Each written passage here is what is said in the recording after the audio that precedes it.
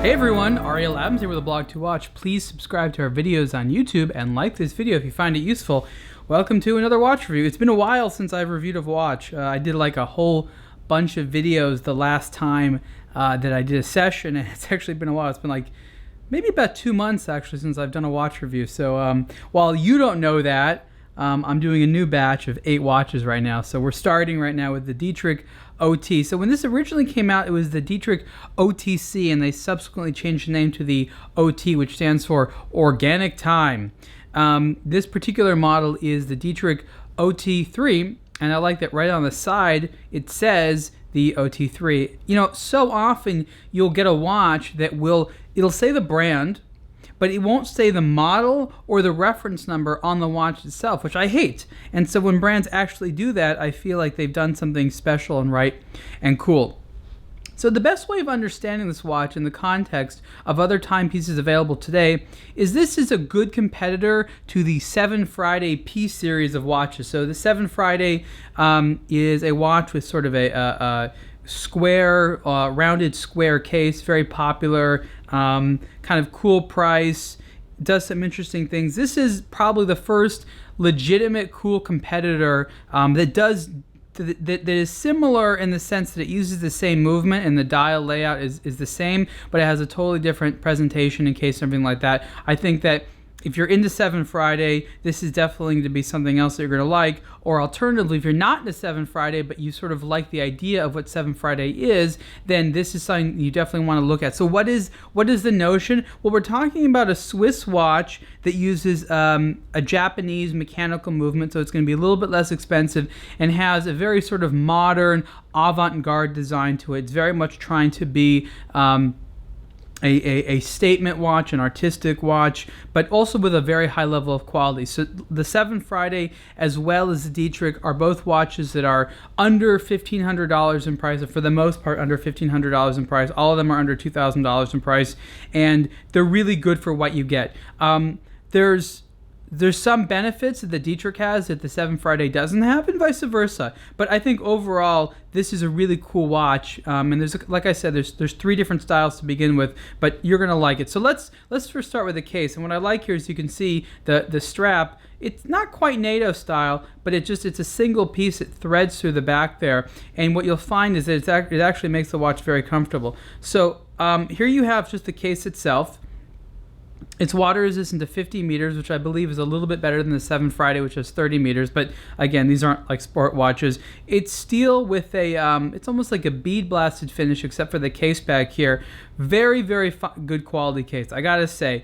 You know, a lot of times watches in this range just don't feature that great you know, fit and finish or parts and things like that. But I think that brands like 7 Friday and now Dietrich have really upped the ante, so that when you are expecting a timepiece at this range, you're gonna want a really good case. And it's not just a well-made case, it's a complicated case. This uses all custom parts, very, very interesting. This wasn't easy to do. You can see, for example, the crystal. That is by no means a round crystal. It's not square. It's a total custom shape.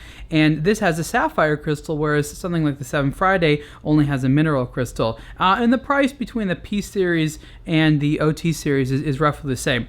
Both of them used a Miyota movement. I forget the exact reference. It doesn't really matter. What you need to know about the movement is an automatic time with subsidiary second style. And right over here, you have a synchronized 24-hour hand. And what's interesting is, I don't know if you can tell, but there's sort of this disc that has a cutout of the time, and there's a loom section there, and that's where you read it. So there's a little arrow that says, so this would basically say that it's 10 a.m. because it's a synchronized 24-hour time. And it actually says right there, 24H counter, which is cool, and I like that.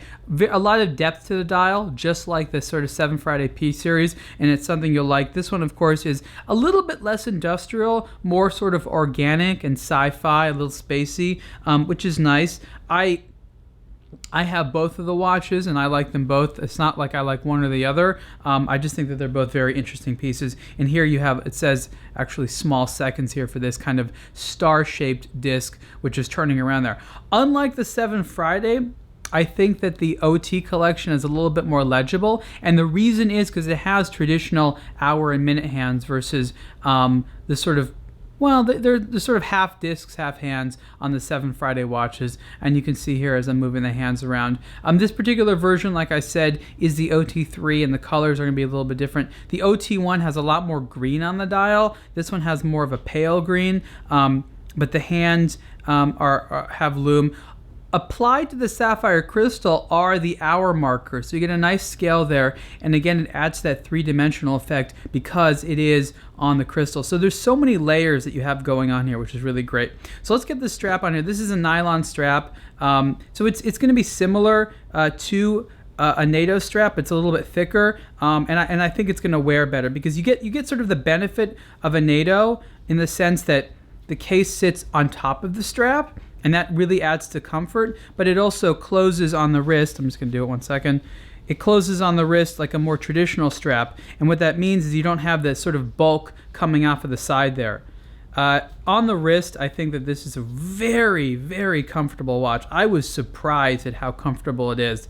And like I said, one of the reasons it's comfortable is essentially you're just wearing the strap, whereas the case sort of just rides on top. Case is 46 millimeters wide, but you really wouldn't notice it. It actually wears a lot smaller. I think it's almost about 49 or 48 millimeters high. Don't quote me on that, but it's something around that. I know it is 46 millimeters wide. But again, as a 46 millimeter wide watch, you can tell this definitely is something that wears significantly smaller. And part of that has to do with a sort of tonneau style case that tapers. For example, you look at a lot of Richard Mille cases that similar concept, and they definitely wear smaller than they actually are in terms of size.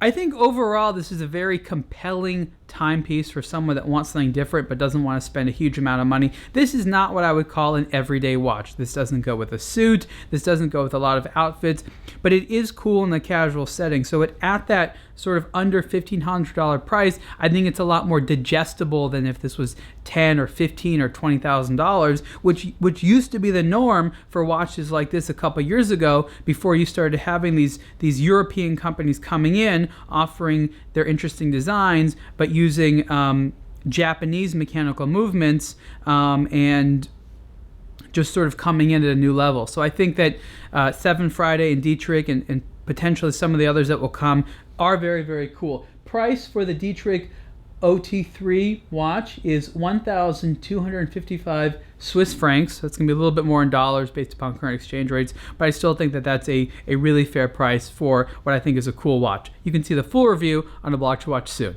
Thanks.